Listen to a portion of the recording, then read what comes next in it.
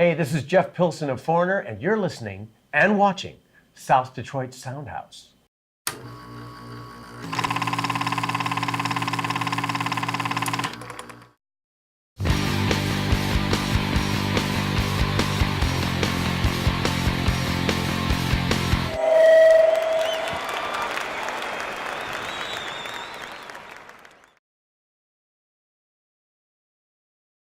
Hey all, welcome back to South Detroit Soundhouse. My name is Randy Falsetta. Today we have with us the illustrious and very talented Jeff Pilson. Wow, I'm illustrious. Cool. Touring bass player currently for Foreigner, and he's gracious enough to sit and chat with us. So we have some hopefully intriguing questions for y'all out there. Jeff, you've been with the band for 12 years now. I think it was back in 2004. Yes. First question, if you had your druthers about the direction of the band, if you had full reign over the band today, what direction would you like to see it take, say, for the rest of the decade? Just to start with that. Wow, that's a biggie. I like it. You know what? What we do, I love. And to me, what we do best is rock with an R&B flavor, with groove, with melody, that can go from very, very heavy to very, very soft. And I love that. And about that, of the band, as far as the band goes, I wouldn't change a thing. I love that. Okay. What would you like to see the band doing though for the next, again, like if you had control over it? If I had control, we'd be in the studio all the time. All right. Because I'm a fanatic for a studio. But I mean, yeah, I mean, I'd love to see us do more recording. You know, we try and do as much as we can, but recording would always be great, and I'd love to see more of that. Sure. Yeah. Well, I've heard in other interviews, you were very kind of passionate about the legacy of Foreigner and much respect for that, for what they've created. Yeah. What was that like? How did that resonate for you, listening to the music and bringing you, closer to being in the band yourself? What did the music mean to you? Well, Foreigner has always, to me, been kind of the premier hard rock band with melody. I mean, to me, it's always been one of the best. I mean, Lou Gramm's voice to me was always one of my favorite rock voices ever. And I thought the songs were always amazing, the recordings always amazing, and I love the bass playing. So, yeah, I mean, it was always very close to me. I always felt very affected and inspired by Foreigner. So being in the band has been a great thing for me. Not only because I love it, but it's like I feel in a way qualified to help carry the legacy because I was a fan, and because the music means a lot to me, and because because I so love the way the records were made and the songs were written and everything, it's very natural for me to be here being a cheerleader for the Foreigner legacy. And again, like I say, I'm very grateful and happy to be doing it. Yeah, well, I've seen you myself countless times, and the energy on stage is great. The passion is there, you can see it. It's very clear that you're passionate not only for the band Foreigner, but the music as well, right? Expressing yourself. Absolutely, absolutely. What is the high point of the evening for you? High point of the evening is a tough call because there's a lot of them. I love, Waiting for a Girl Like You is like one of my favorite all-time songs. So it feels like the first time one of my favorite all-time songs. But then, Urgent, when Tom does his sax solo, that's a real peak out. And we really groove on that song in a way that's just so wonderful and special. And then we do a lot of jamming during Jukebox Hero. And jamming is always good, and I love that. So several high points, hard to pinpoint one. Do you see when you look out into the crowd, I'm sure you've heard this question asked before, do you see the difference in the generations of who's coming out to the shows these days? Sure. I mean, I see multiple generations. Because of things like, American Idol and The Voice and all those kind of shows, they've learned about Foreigner music, sometimes second, third generation.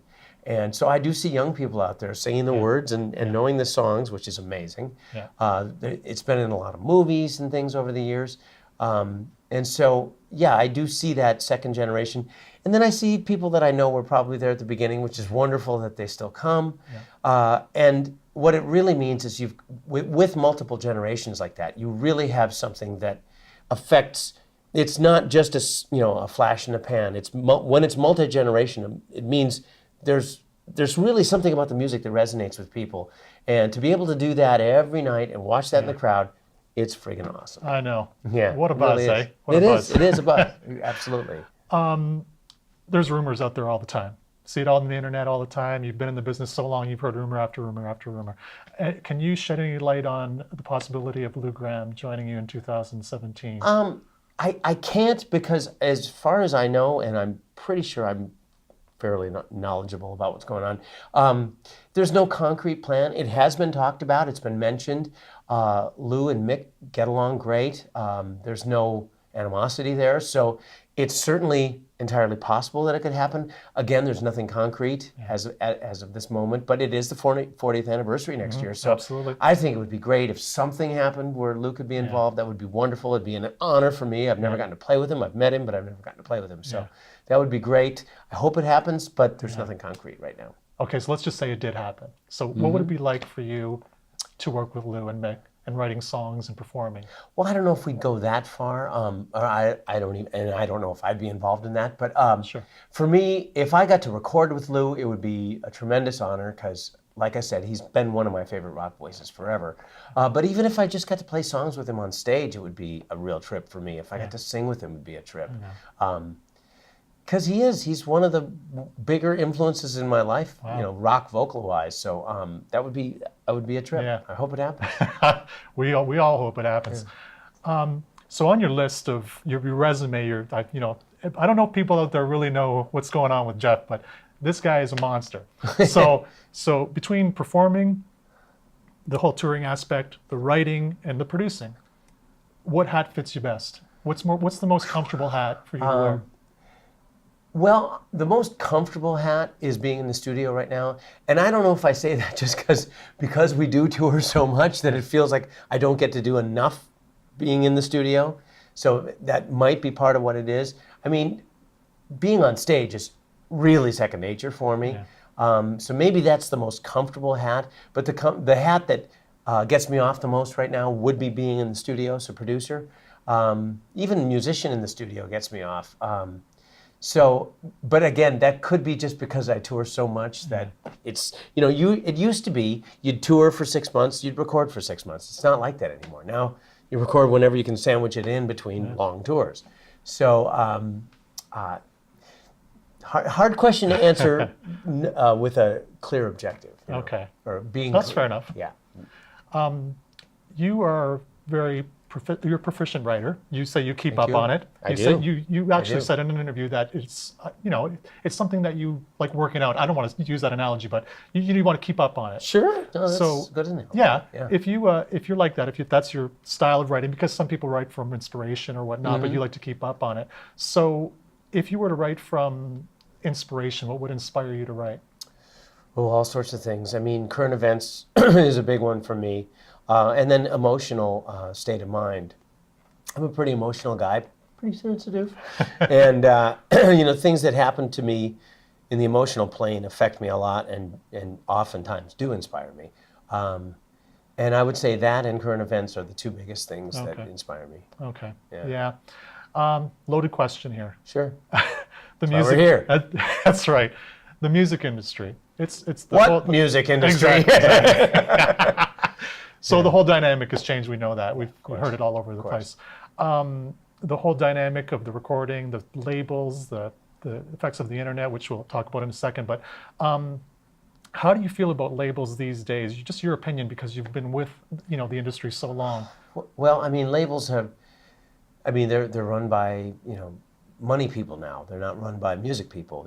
The Ahmet Ertegans, the Phil Carsons, the David Geffens aren't there anymore. It's corporate board members that run record companies. That's right. And accountants. So of course things are going to change, and it's not about the music. It's about the numbers and what they sell, and they're very restricted as to what they can do. So my feeling about labels is that they have to be very, very careful, or they are going to lose their relevance. And I hope that somebody figures something out about monetizing. And I have a feeling that something's going to happen in the next few years, some kind of a revolution, if it is over the internet, which I think it might be, will change the dynamics of record companies. Because right now, record companies are slowly pushing themselves out of the picture for anything but mainstream pop, hip hop, that kind of thing, which, that's an important aspect too, and that has to be there. But because there's so little diverging from the norm, and because it's so mainstream, there's this whole fringe element about the music business that needs to be taken care of. And somebody's going to figure it out. And record companies will probably do their usual thing, which is they'll jump on the bandwagon too late. Right. But maybe somebody will have figured something else out, a better distribution system, better sounding system, high quality audio that goes streaming across the internet. Something will happen. And when that happens, I'm going to be there cheerleading because it'll be a great day. Well, I remember talking to Joe, kind of on a similar note, I remember talking to Joe Satriani, and he gave me this story about when Glenn Campbell was, if you remember Glenn Campbell, Sure. Rhinestone Cowboy. But the label actually kind of nurtured him to be that. He wasn't that before. It took years. Right, it took years.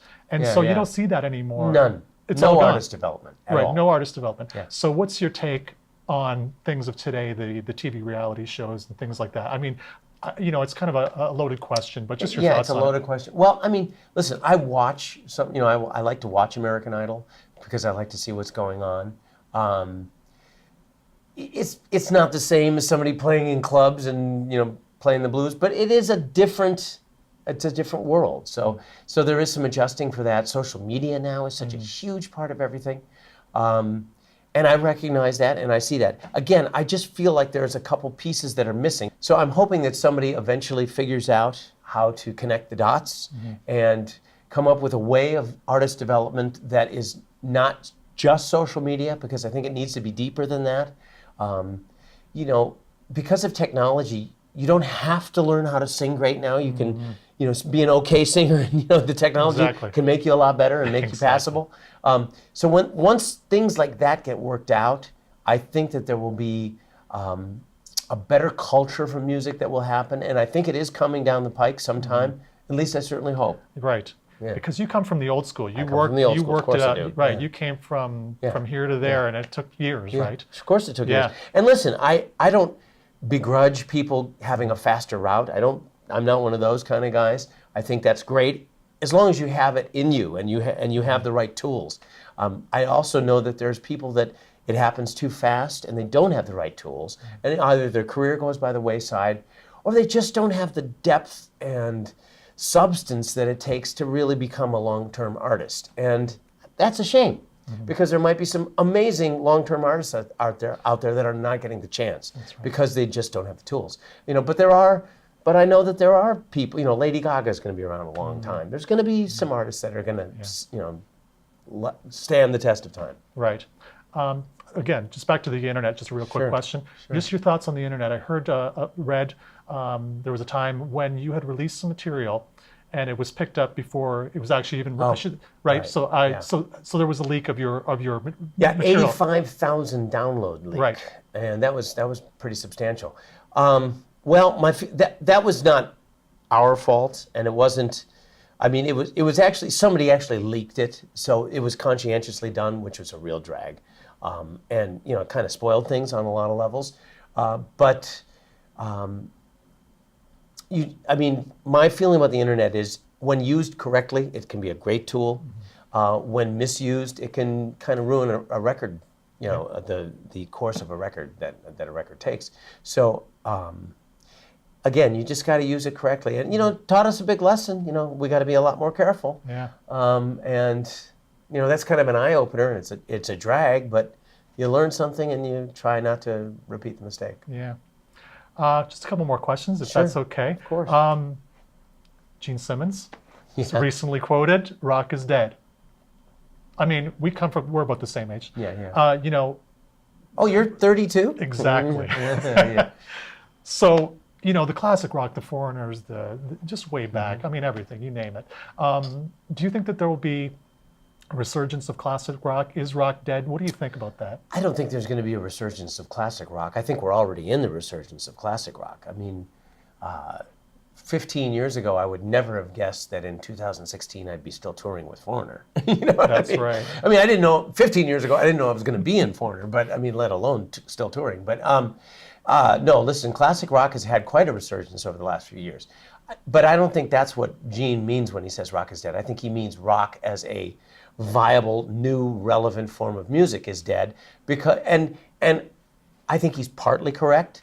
it's dead in the respect that those major record companies that we were talking about, they don't want anything to do with rock right now because they don't see it as a viable selling medium, a commercial medium. But I don't think that's. I do think that over time there will be something that will come along. There'll be a new Guns N' Roses or whatever you want to call it. There will be something that will scare everybody. And you and I may not recognize it because we are old school. Right. It might only be recognized by 18-year-olds. And we may not think it's rock, but to them it is. And that's really what counts because we're talking about passing the torch. And whatever it takes to pass the torch is great. So do I think rock is dead? Maybe rock the way we know it. Maybe, I don't think that there's going to be a band that's going to come along that's going to sound like Foreigner from 1977. But there might be a band that comes around that has something kind of sparked from that. It could have little elements of that. And I think that's great. I don't think history should ever repeat itself exactly. Who wants that? Absolutely, no. But if something that rocked, that you and I might at least somewhat recognize as rock, if that came out, I think it'd be great, and I think it'd take the world by storm. Because look at every time somebody comes along that does shake things up. When the Beatles came, there was that several years of real stagnation in music. It was really, really getting boring and drippy, before the Beatles came along. They just sounded like the most exciting thing in the universe. And boom, we had the 60s. When Guns N' Roses came along, there was all that corporate rock. Some of the records I was making that just sounded too much the same. Yeah. People were using the same sounds, and there was the same formula. You have the rocker, then you have the ballad, and then there was all that stuff going on, and that really killed music. So when Guns N' Roses and Nirvana, both revolutions happened in a pretty relatively small period of time there, but those revolutions were against that, and they were huge, and that was because there was a lull. Well, I think we're in a lull right now, and I think that someday, I don't know when or how soon, but somebody's going to come along and do something that is radical. Maybe it'll be a hip-hop group. I don't know. Maybe it'll be a hip-hop group that does something radically different. Who cares? As long as it shakes things up. Yeah. That's what the spirit of rock and roll is, shaking things up. Doesn't mean certain chords or anything like that. It means shaking things up and, not being part of the mainstream, being, coming from the counterculture. And I would love to see that happen. Yeah. And I think it will. Well, it's been great having you. Thank you, man. I have to end on that question because you're so passionate about music that we had to stop. We had to stop there. But thanks so much for thank you, for man. joining My us. pleasure. My pleasure. And everybody, once again, South Detroit Soundhouse, Jeff Pilson. We got him on the bottom. See you next time.